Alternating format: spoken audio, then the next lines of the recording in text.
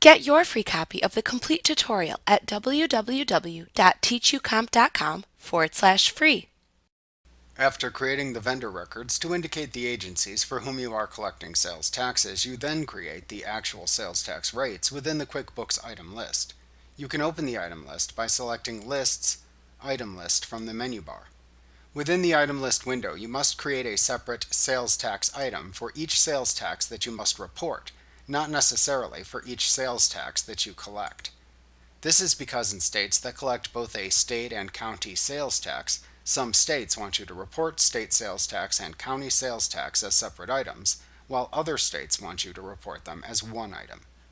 To create a sales tax item within the item list, click the Item button in the lower left corner of the item list window, and then select the New command from the pop-up menu that appears to open the new item window. In the new item window, select Sales Tax Item from the Type drop-down at the top of the window. Then click into the Sales Tax Name field and enter the name for the sales tax. Enter a description of the sales tax into the Description field.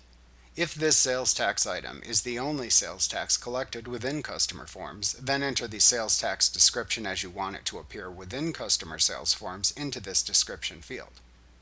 Then enter the sales tax rate as a percentage into the Tax Rate % field. Use the tax agency vendor that you collect for drop-down to select the name of the vendor to whom you submit the payments of this sales tax after it has been collected. When you are finished creating the sales tax item, click the OK button to save the item into the item list. If needed, you can repeat this process until you have created all the individual sales tax items that you must report as required for your company file. If you collect and pay more than one sales tax for multiple taxing authorities, like a state sales tax and a city sales tax, you can then create a sales tax group within the item list, so customers will only see one cumulative sales tax amount on invoices and sales receipts. In the next lesson, you will learn how to create a sales tax group item within the item list to collect multiple sales taxes for multiple taxing authorities as a single line item within sales forms.